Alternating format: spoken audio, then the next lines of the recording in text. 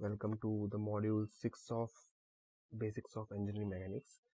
So the outcomes of this module will be, first of all, we'll be reviewing the math operation of a cross product. Then we'll try to visualize the direction of a vector which is calculated from a cross product. Okay. Then we'll review the clock method and a determinant method for finding out the cross product operations. Then we'll try to define the moment of a force, and then finally we'll define the calculation for moment using two methods, which are scalar method and vector method. Okay, so first of all, basic math review, I'll be telling you about the cross product. So cross product of vector A with vector B can be said that it is equal to the modulus of vector A multiplied by modulus of vector B multiplied by sine of the angle between those two vectors in the direction of a vector which is perpendicular to the plane of vector A and vector B. So suppose in this case we want to find out the cross product of vector R, position vector R with vector F. That is the actual value we want. So the right hand rule says the if you point your fingers towards the position vector and you wrap it around the direction of the force, listen carefully. If you point your fingers in the direction of a position vector and wrap around the direction of the force, which is making an angle theta, so the thumb of the right hand will be showing the direction of the moment vector. So this is the basic rule, basic right hand rule to find out the direction of a final vector, which is MP. Okay, so I hope this is clear to all of you. So there are two methods. The first method is called clock method. So that we'll be using to find out the cross product of vector R and F, and whose values are Rx, Ry, and Rz in I, J, and K direction respectively, and the components of force vector are Fx, Fy, and Fz in the direction X, Y, and Z respectively. So the clock method says, suppose there is a clock made of three things, which is I, J, and K. So the cross product of vector I with J will be K, J with K will be I, and K with I will be J. So if you move in clockwise direction, you will be getting a positive value, and if you start moving in anti-clockwise direction, that means I cross K, that will be minus J, K cross J will be minus I, and J cross I will be minus K. Okay, so in this case we will try to find out the result, and that result will be, so I cross I will be 0, Rx with Fy, that will be Rx Fy, and I cross J is K. Okay, this is first value. Now the second value, I cross K is minus J, as you can see from this clock. So Rx negative Rx Fz I cross K is minus J. Okay, so that minus we have written here. Now J cross I is again in clockwise direction, is minus K, so we'll use minus times of K and Ry Fx. Okay, then J cross J is 0, and J cross K is I, that is positive, so Ry Fz J cross K is I. Okay, and the third one is Rz and Fx, K cross I is J, that is plus Rz Fx and K cross I is J,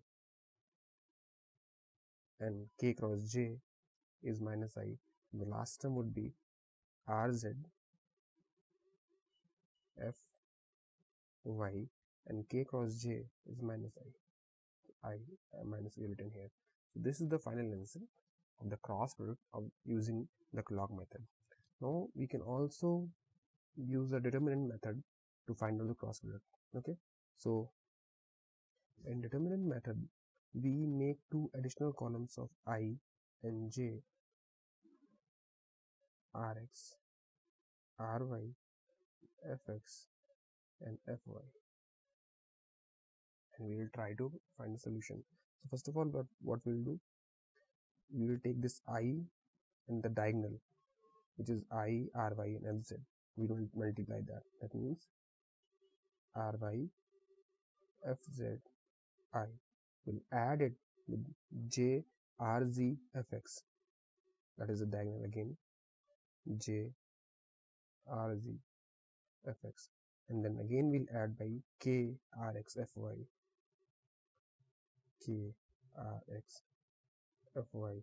Then we'll start subtracting values.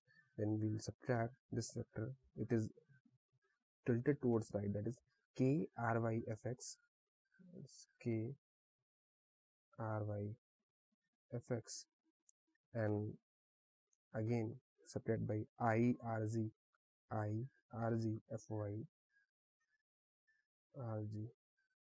Fy, and again subtract with J, Rx, Fz. Okay, so this is the final answer you will be getting using determinant method. Now you can cross check this data with the previous value what we have calculated in this value, and you can cross check and you will get the same answer if you will check. Okay, so now this is the time when we will define what is a moment or of a force. Okay, so the moment, as it is clearly mentioned here, the moment is a tendency of a force to cause rotation about a point. Okay, point or axis. Suppose this is a point or axis where we are using a wrench kind of thing here. Okay, and we are applying a force in this direction just to rotate. There is a nut, suppose here. Okay, this nut. So if we apply a force in this direction about this vertical axis, so we are causing the rotation about an axis, and that is defined as moment or torque, and it is moment or torque that depends on a axis of rotation. Okay, on which the application of the force, the axis of application of the force. Okay, so this is the basic definition of a moment or a torque. Now there are two methods by which we can find out the definition of moment. So suppose there is a force which is acting in this direction, and that force is using a particular axis, from a particular axis. Okay, this force is at a distance of d from a particular axis. So the moment will be this force times this distance, and that distance should always be the perpendicular distance of this axis to the line of action of this force. Okay, so this is defined as the moment can be defined as force times the perpendicular distance, and you should always notice that d is the perpendicular distance. There might be a line of action of force in different, which might not be parallel. Okay, so this might be the direction of the force. So you have to take the perpendicular distance, which is perpendicular to the force, and that will be taken as d. Okay, in vector form you can always do the vector just like the cross product we have seen. So if there is a axis, if there is a force which is defined at, suppose, fx I plus fy j plus fzk.